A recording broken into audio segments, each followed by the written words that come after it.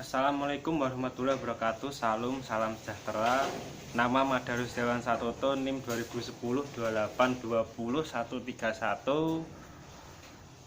Saya akan mempresentasikan tugas dari matkul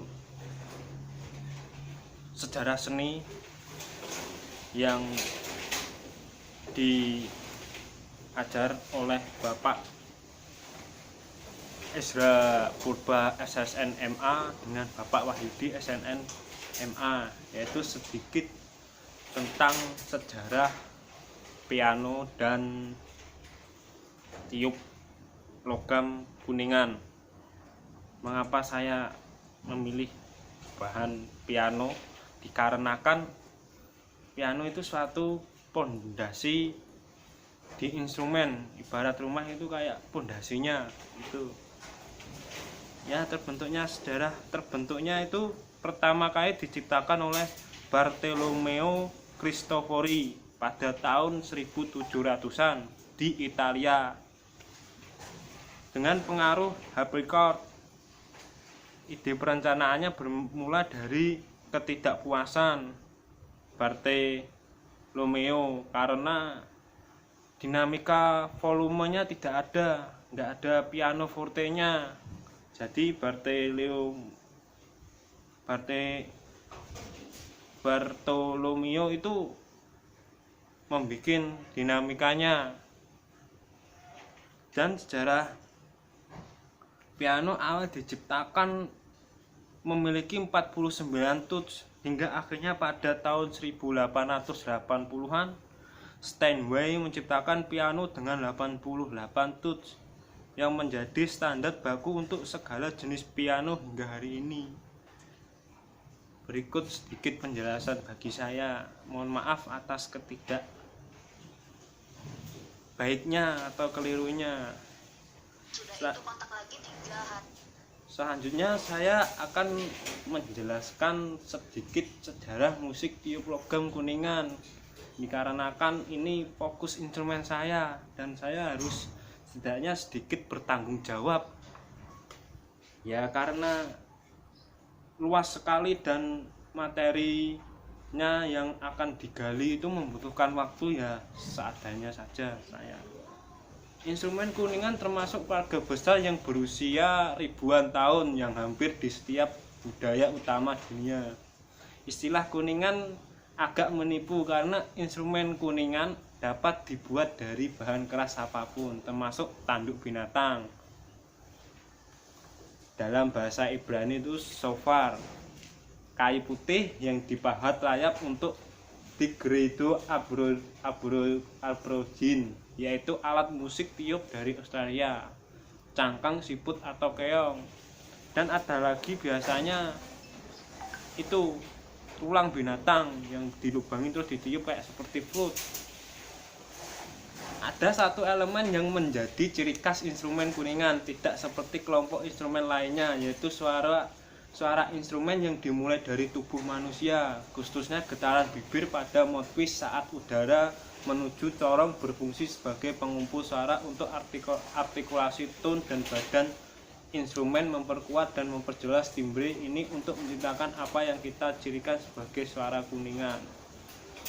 Jadi alat musik Kuningan itu termasuk bagaimana ya, sulit gimana gitu menurut saya, karena harus menggunakan tubuh kayak nanti ambasir, terus diafragma ini kesehatan harus fit, badan harus fit begitu. Kalau kurang fit atau belum makan terus atau kurang sehat, itu artikulasinya kurang dan tiupan suaranya kurang. Jadi benar-benar harus menjaga kesehatan, mengandalkan mengandalkan tubuh. Kalaupun bisa tapi memaksa, nanti kayak fingering itu nggak sinkron sama otak dan tiupan ini lemes. Biasanya makan dulu atau istirahat yang cukup. Begitu bagi para peniup. Di tahun 1400 sampai 1600 pada masa Renaissance, instrumen kuningan mulai berkembang, di mana zaman ini zaman perkembangan, zaman yang banyak terciptanya modern lah zamannya.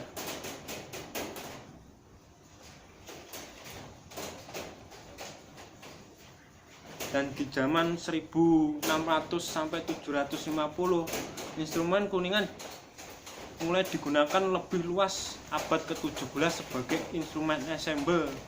Banyak instrumen yang digunakan dalam pertunjukan di luar ruangan atau sebagai suara pendukung dalam paduan suara gereja. Instrumen kuningan tidak banyak digunakan sebagai instrumen solo. Selama waktu ini, instrumen kuningan bisa memainkan banyak kromatik melalui penggunaan seri nada tinggi yang sangat sulit untuk dilakukan dan melalui penggunaan nada berhenti.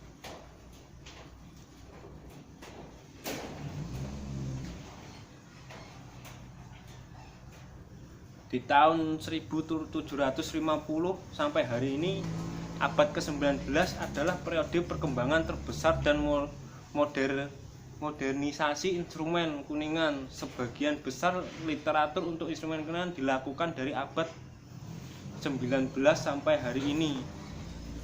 Hal ini sebagai besar disebabkan oleh perkembangan instrumen kuningan yang dimulai pada 1700-an yang memungkinkan manipulasi kromatik dan kinerja ekspresif yang lebih mudah pada periode klasik. Sepanjang abad ke-20, banyak variasi pada instrumen kuningan. Standar telah dibuat, banyak kunci trompet telah dibuat termasuk bass, C, S, dan piccolo. Trombon sering menyertakan aksemen F yang mirip dengan sisi bass dari klason untuk memungkinkan kinerja yang lebih mudah dengan gerakan slide yang lebih sedikit. Euphonium dan tuba terus dikembangkan sepanjang abad ke-20 dengan memasukkan berbagai konfigurasi termasuk katup atau retor keempat dan kelima yang memberikan kemudahan yang lebih besar dalam manipulasi nada dan ketangkasan. Dengan instrumen yang dirancang lebih baik dan pengembangan musisi dengan peningkatan kemampuan teknis dan musik, trompet, klason, trombon, dan tuba menjadi bagian standar orkestra dengan peningkatan ekspor dalam ensemble besar dan banyak karya solo. Pada saat yang sama, band konser berkembang dengan bagian kuningan memainkan peran penting dengan dimasukkannya bagian trompet, kornet, klason, trombon, euphonium, bariton, dan tuba. Berikut penjelasan saya, mohon maaf atas ketidakbaiknya ejakan kata atau bicara saya, dan lebih tepatnya ini langsung lewat PPT aja. Semoga baik. Mohon maaf. Terima kasih. Wassalamualaikum warahmatullahi wabarakatuh.